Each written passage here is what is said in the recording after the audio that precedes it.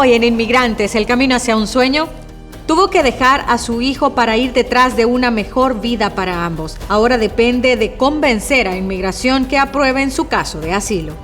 La abogada Meredith Brown nos explica qué ha cambiado en el proceso de los casos de asilo a partir del inicio de la presidencia de Donald Trump. Repasaremos las últimas medidas del gobierno y analizaremos las consecuencias para una comunidad inmigrante que está en alerta máxima. Bienvenidos a nuestro encuentro semanal con las historias que reflejan el desafío diario de vivir como inmigrantes en los Estados Unidos. Mujeres y hombres que nos comparten su vida, sus sueños, sus logros y también sus temores. Una comunidad que formamos entre todos y en la que tú también puedes participar compartiéndonos tu historia o enviándonos tus preguntas a los medios que aparecen en pantalla. Millones de mujeres centroamericanas luchan cada día en este país para alcanzar el sueño americano.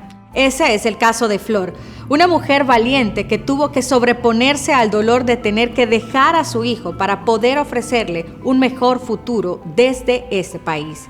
Conozcamos su historia.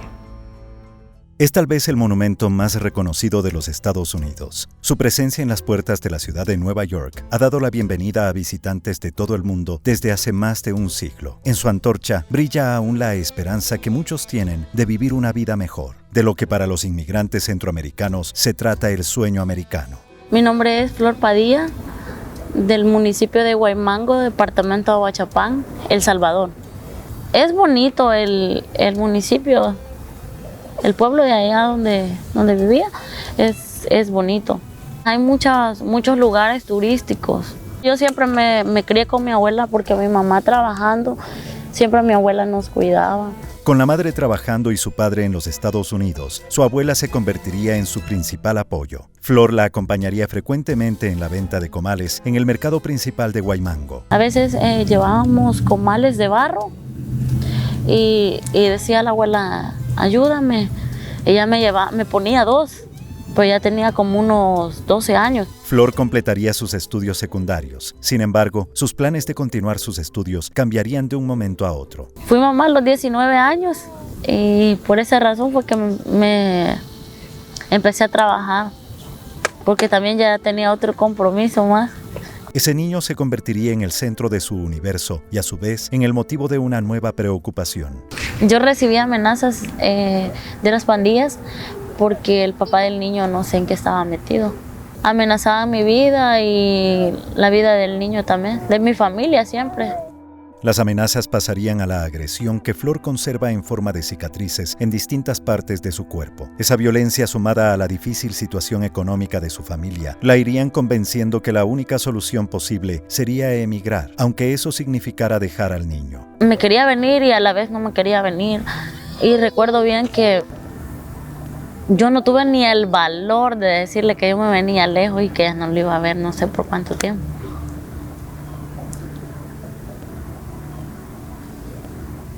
Y yo lloraba y hasta la vez me duele. Le dije yo que me iba a trabajar a San Salvador como siempre me iba. Le dije yo que me iba a trabajar a la capital y que dentro de 15 días iba a regresar.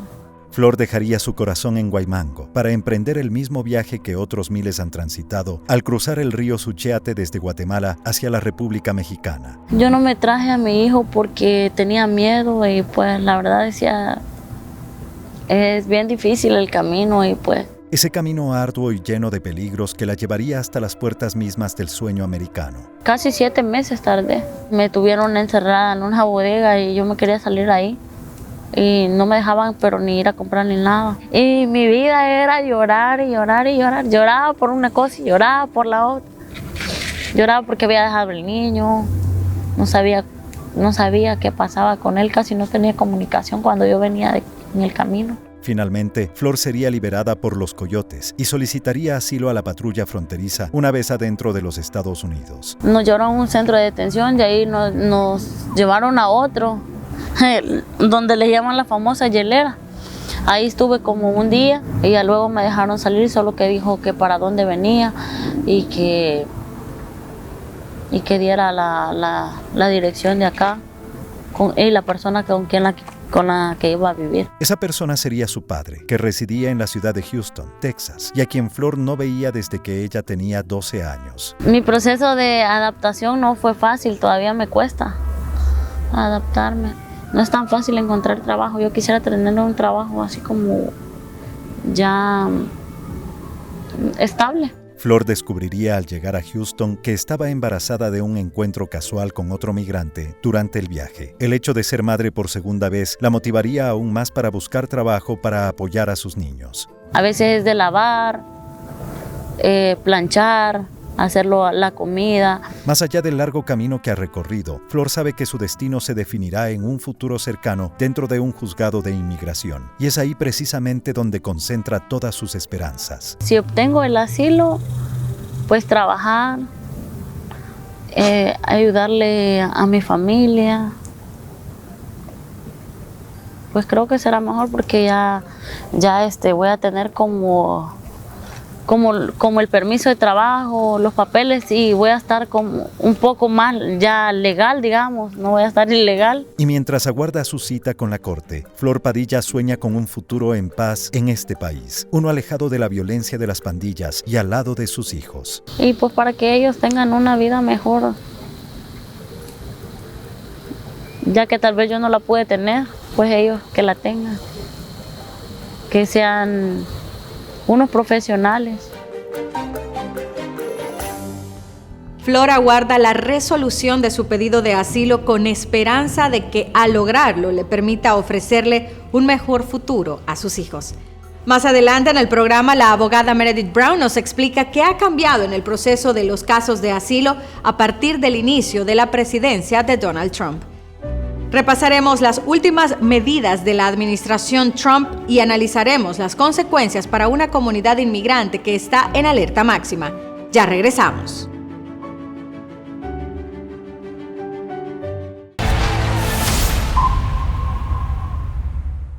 Repasemos las últimas medidas del gobierno y su impacto en la comunidad inmigrante. Además, tome nota de algunos consejos sobre cómo organizar el futuro de sus hijos en caso de ser detenido y no poder regresar a casa. La administración del presidente Donald Trump está próxima a alcanzar la marca de los primeros 100 días de gobierno, un inicio de ejercicio del poder marcado por el vértigo de sus medidas, las decisiones ejecutivas y la intención manifiesta de construir un nuevo contrato de convivencia, tanto con el mundo como dentro de las fronteras de Estados Unidos. From this day forward, our country will flourish and be respected again all over the world. We will be the envy of every nation, and we will not allow ourselves to be taken advantage of any longer. Su estilo de gobierno ha contado con el respaldo de muchos estadounidenses, quienes consideran sus acciones necesarias y justificadas para recuperar el liderazgo que el país ha mantenido históricamente en el orden mundial. Sin embargo, un grupo creciente de personas sostiene que el gobierno está atentando con su accionar contra programas y derechos fundamentales de sus ciudadanos.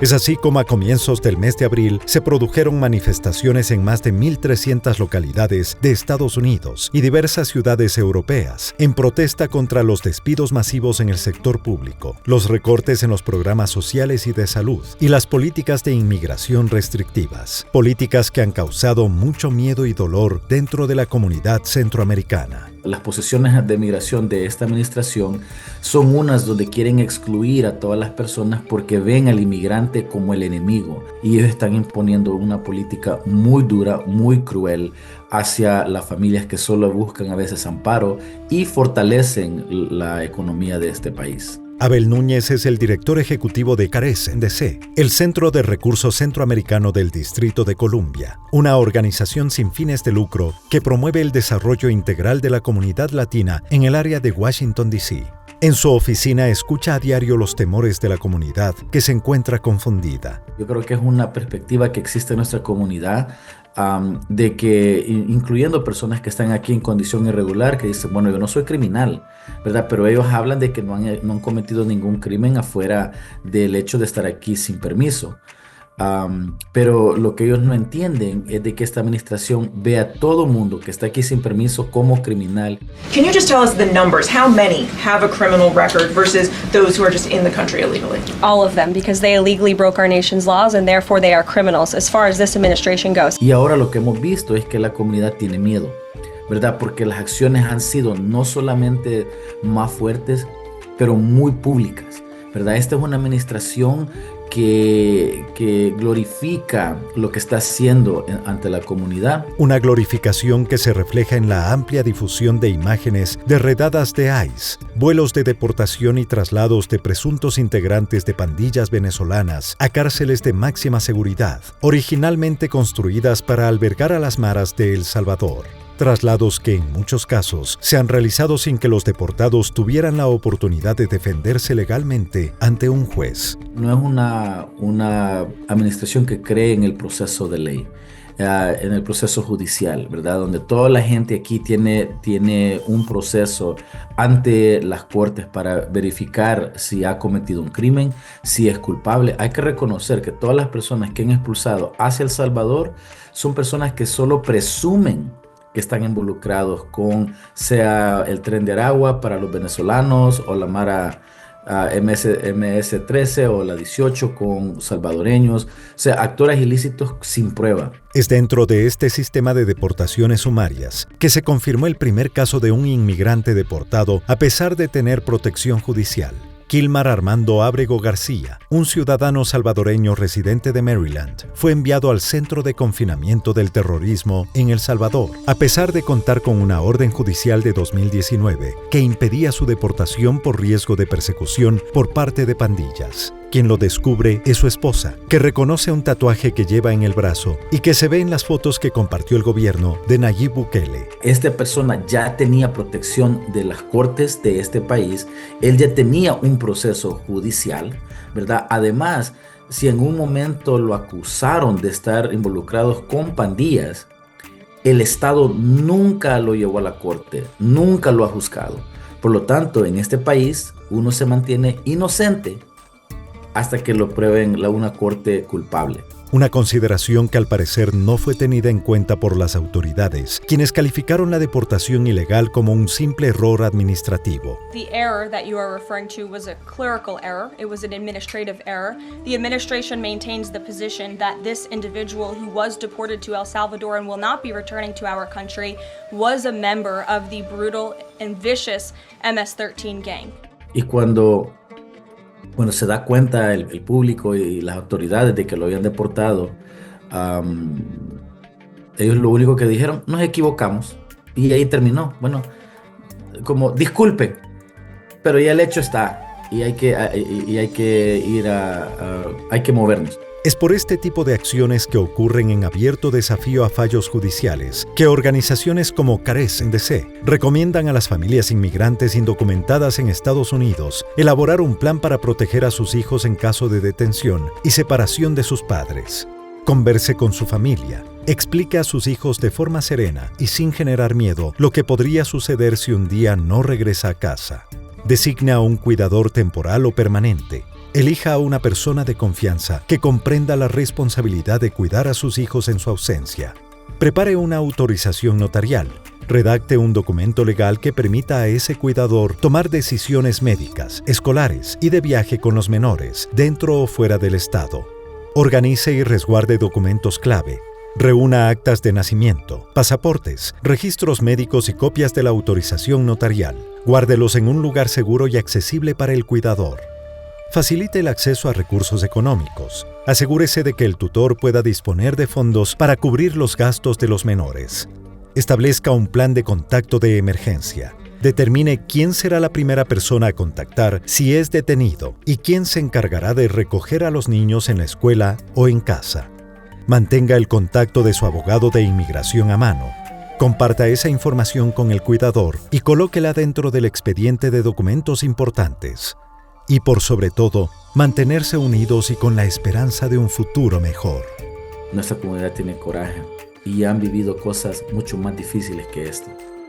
¿verdad? Vayan a sus comunidades, busquen a organizaciones como Carecen en sus localidades para asegurar que se mantengan, uno, informados, pero dos, listos para entrar a los esfuerzos de mover las leyes en este país. Hay que reconocer que la fuerza está en la unidad y tenemos que conectarnos con otras personas y seguir en la lucha. Recuerde que la información es la mejor herramienta para proteger su futuro y el de su familia en este país. Es momento de mantenerse en alerta máxima. Volveremos la próxima semana con esta sección y las últimas novedades. La abogada Meredith Brown nos explica qué ha cambiado en el proceso de los casos de asilo a partir del inicio de la presidencia de Donald Trump. Ya regresamos.